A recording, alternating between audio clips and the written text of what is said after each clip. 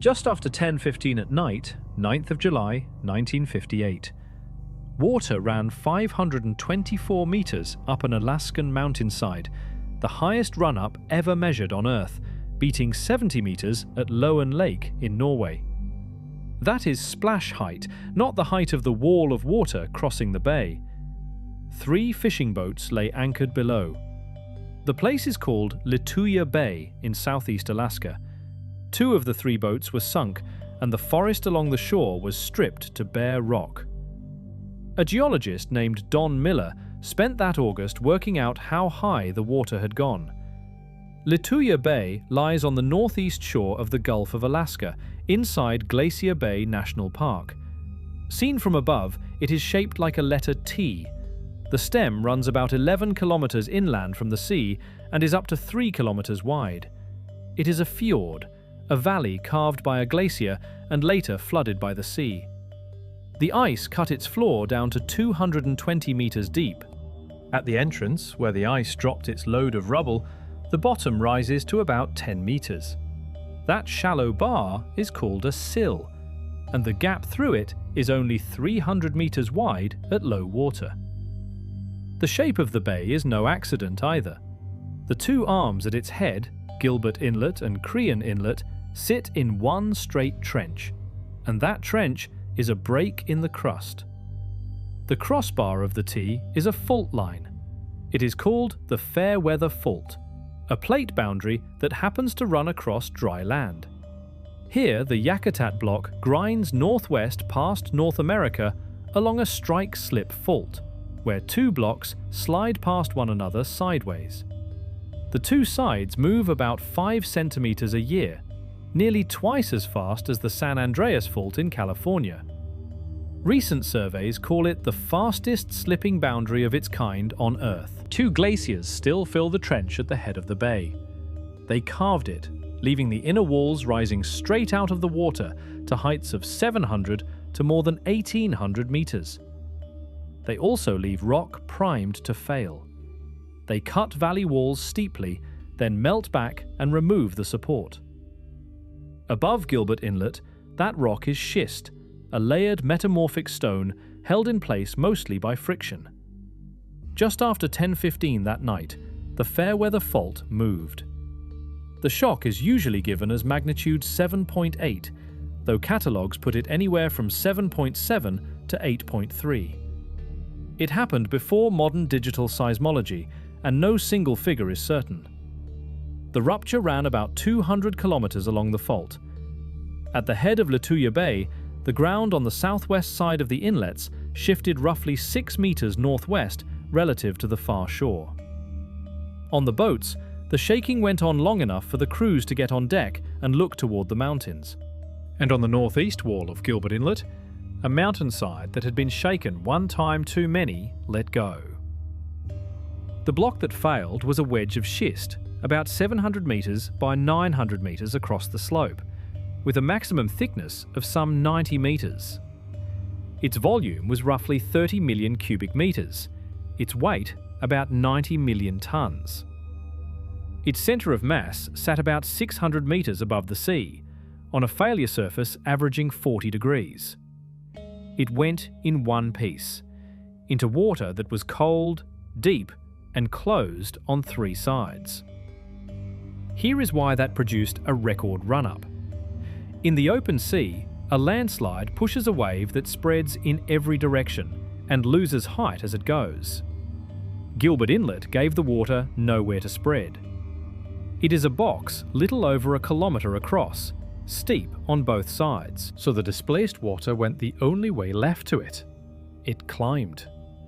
The slide came off the northeast wall, and directly opposite, a little over a kilometre away, a spur of the ridge rose steeply out of the sea. The water was thrown straight up that spur. That is what a run-up is. When a wave meets a slope, its forward motion is converted into height, and where nothing escapes sideways, it can be many times the height of the wave itself. The figure measures the splash, not the swell. And what Miller measured up there was not a water surface. It was trees. Above a certain line, the forest was still standing. Below it, the forest was gone, torn out by the roots along with the soil it grew in. Geologists call that boundary a trimline. He climbed to it with a hand-carried altimeter and read 524 meters above the sea, on the spur southwest of Gilbert Inlet. The wave that then ran the length of the bay was a different thing from the splash at its head. Howard Ulrich lay anchored in the outer bay aboard a boat called the Edry with his young son and watched it come down the channel. He described a straight wall of water, perhaps 30 meters high, midway between the head of the bay and Cenotaph Island. By the time it reached his boat, the front was very steep and 15 to 23 meters tall. The Edry rose with the wave, her anchor chains snapped, and she came down the far side with both Ulrichs alive. Farther out, Bill Swanson and his wife Vivian were aboard the Badger. Swanson put the wave at about 15 meters near the middle of the channel, sloping up higher against the walls. That is why trimlines sit above the wave that cut them. The Badger was lifted and carried stern first over La Chaussee Spit, the low tongue of land across the mouth of the bay. His boat sank outside, and the Swansons survived. The third boat ran for the entrance. A model calculation in Miller's report put the surge inside the bay at about 160 kilometers an hour. The Sunmore, with Orville and Mickey Wagner aboard, was overtaken and swamped and went down, and neither of them was ever found. Beyond the spit, the water met the sill and squeezed out through that narrow gap into the Gulf of Alaska. In deep water, it flattened into an ordinary tsunami and reached Sitka, 220 kilometers down the coast, in about 65 minutes. Miller also ruled out the obvious alternative. Movement on this fault is sideways, so a wave raised by the fault itself would have struck the northwest and southeast sides of the bay. Instead, the damage radiated outward from Gilbert Inlet, where the mountain came down. 5 people died that night. 2 were in Lituya Bay, the Wagners aboard the Sunmore. The other 3 were 160 kilometers away at Kantak Island, near the mouth of Yakutat Bay, on a beach that dropped away beneath them as the shaking began. And this was not the first time. Miller found several trimlines around the bay at different heights, dated by tree rings and by how far the forest below them had grown back.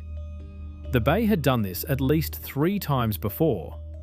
In October 1936, 3 giant waves came through before dawn and trimmed the forest on the northeast wall of Crillon Inlet to 149 meters.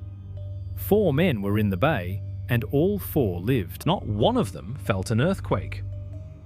An older line at 120 meters was dated to 1853 or 54 from a scar on the bay-facing side of a spruce. None of the machinery that set that run-up record has been switched off.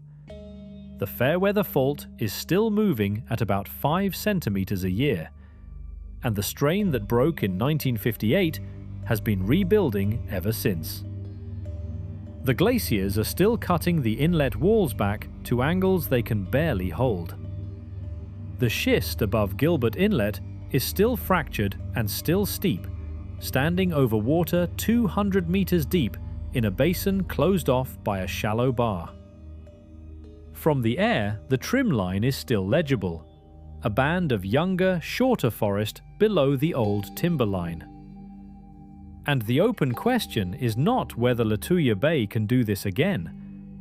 It is whether the bay needs an earthquake at all, because in 1936 it did not, and nobody has worked out why.